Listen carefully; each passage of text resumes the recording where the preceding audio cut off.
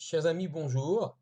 Shabbat Shalom et Shana Tova, quelques jours effectivement de Rosh Hashanah, du Yom Hadin, du jour du jugement.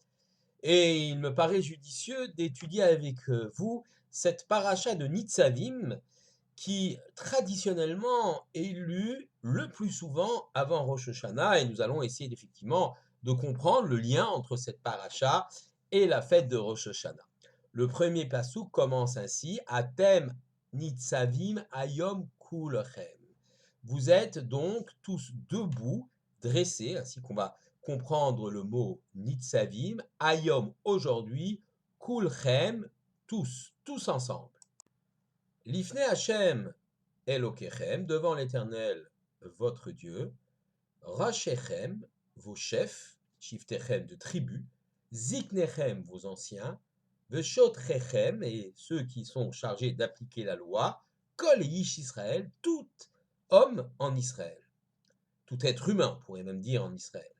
Tapechem, vos enfants, Neshechem, vos femmes, Gerecha, les convertis, ceux qui se sont agglutinés au peuple juif, Asher Bekerem Machanecha, qui sont au sein de ton camp, Michotev et Tsecha, depuis le coupeur de bois, Ad Shoev Memecha, jusqu'au puiseur d'eau.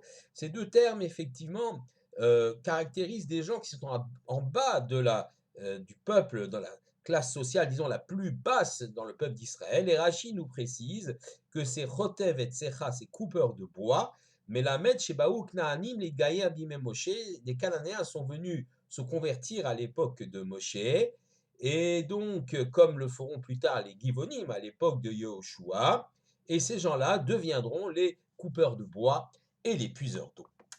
Je voudrais revenir sur le début de ce premier pasuk, Atem Nitzavim Hayom, et surtout insister sur le mot Hayom. D'après le Rav Shlomo Yosef Zevin, dans son livre La Torah et la Moadim, le mot Hayom a une double signification. Tout d'abord, le mot Hayom veut dire aujourd'hui, chaque jour, comme si le verset s'adressait directement à nous. Aujourd'hui, au moment où nous allons le lire ce Shabbat, Atem Nitzavim Hayom. En d'autres termes, la Torah s'adresse directement à nous, comme on le trouve dans le Shema, lorsqu'il est écrit Anochim metzavecha, Asher Anochim metzavecha hayom, je vous enseigne aujourd'hui.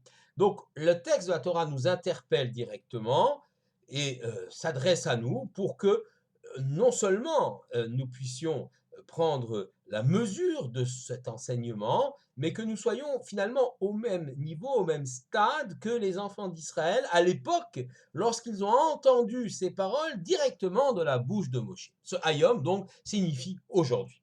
Et puis, deuxième signification du mot Hayom, et là, c'est une référence directe au jour de Rosh Hashanah, comme il est écrit Hayom Haras Olam, aujourd'hui le monde a été conçu, on parle ici de la fête de Rosh Hashanah, ou également on trouve dans un autre passouk Vayi Hayom, Vayavo Bnei Israël, les Ityasev. Donc, et ce fut ce jour-là, les Béné Israël sont venus se dresser devant Dieu au jour du jugement. Il s'agit d'un passouk, d'un verset du livre de Yov. Donc le mot Hayom signifie Rosh Hashanah. Donc deux significations. Hayom signifie à la fois aujourd'hui et le mot Hayom signifie également Rosh Hashanah, le jour du jugement, où tout le monde effectivement est debout, dressé, Nitzavim, devant l'Éternel. Ces deux significations ne sont absolument pas contradictoires et évidemment elles se complètent l'une l'autre. Reprenons la deuxième explication. Hayom, pour dire que ce jour-là est le jour de Rosh Hashanah. Rosh Hashanah est une fête, bien sûr, cela signifie la tête de l'année. Cette fête-là, elle porte en potentiel tout ce qui va se passer dans l'année à venir. C'est à Rosh Hashanah que l'on va faire, si je puis m'exprimer ainsi, le plein de brachot, de bénédictions que va nous offrir l'Éternel et qui vont pouvoir se développer tout au long de l'année. Également, à Rosh Hashanah, ce qui est demandé à l'homme, c'est bien donc de recevoir Kabbalat Malchut Shamaïm, c'est-à-dire de recevoir le joug divin, d'accepter que l'Éternel est notre roi, notre maître et notre juge, notre créateur. Ceci, ce travail de Yirat Shamaïm, de Kabbalat Ol Malchut Shamaïm, donc de recevoir le joug divin, ce travail va se faire à Rosh Hashanah. Et tout le travail que l'on va faire ce jour de Rosh Hashanah va avoir un impact, une influence sur tous les jours de l'année. De la même façon, à Yom Kippour, le travail que l'homme doit faire, c'est la Teshuvah, le retour à Dieu. Et cette Teshuvah forte qu'il fera à Yom Kippour va également avoir un impact sur toutes les Teshuvot, tous les retours qu'on va pouvoir faire pendant l'année. Et pour aller un peu plus loin, dans la fête de Sukkot, on fera alors, j'allais dire, un travail sur la simcha, la joie de servir le Créateur. Et cette simcha, cette joie, va également se répercuter sur toutes les joies qu'on peut avoir tout au long de l'année. Donc, par conséquent, le mot Hayom, le mot donc qui caractérise Rosh Hashanah, Hayom, aujourd'hui, faites ce travail de vous présenter devant l'Éternel, faites ce travail, vous, peuple juif, d'accepter son jugement, d'accepter le fait qu'il soit le Créateur, de le reconnaître, de le ressentir, de le vivre concrètement. Eh bien, ce travail-là, ce que l'on va emmagasiner comme progrès, comme évolution dans notre esprit et dans nos actes à Rosh Hashanah, ceci aura un impact sur tous les jours de l'année. Le Hayom de Rosh Hashanah va donc avoir un impact sur tous les Hayom de l'année. Le jour de Rosh Hashanah, ce que l'on va obtenir, la façon dont on va progresser, va avoir un effet sur tous les jours de l'année. Eh bien, effectivement, ces deux Hayom se renvoient l'un à l'autre. Le premier, c'est celui de Rosh Hashanah, le Hayom, c'est celui d'aujourd'hui. Voilà comment on peut comprendre le terme Hayom. Maintenant, je voudrais réfléchir sur le terme Nitzavim. Le terme Nitzavim, effectivement, est un terme fort. Nous allons nous dresser, nous allons être debout. Nous allons, dit le Rav Zevin, Bekoma Zekufa, c'est-à-dire dans une stature, une position droite, tête haute. Alors on va essayer de comprendre pourquoi on utilise ce terme fort, pourquoi on n'a pas dit simplement Omdim, on est debout, mais Nitzavim, nous sommes forts. Alors, dans un premier temps, effectivement, nous sommes au tribunal face au procureur qui va se dresser, on va aussi également nous-mêmes se dresser en signe de respect ou d'acceptation du jugement. Mais pour aller un peu plus loin, on va essayer de réfléchir effectivement sur cette stature debout.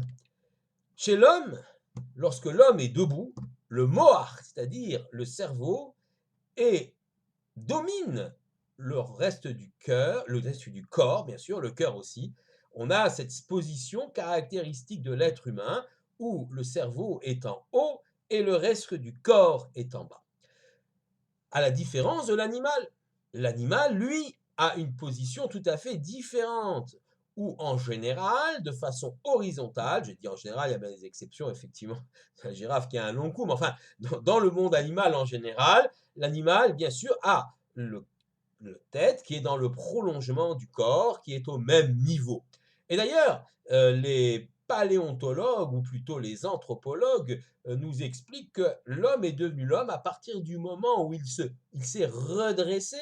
Il a eu donc où le crâne a basculé et est venu vraiment tout à fait en équilibre en haut de la colonne vertébrale, contrairement par exemple à d'autres animaux, y compris les grands singes, où la tête est légèrement décalée, n'est pas tout à fait en haut.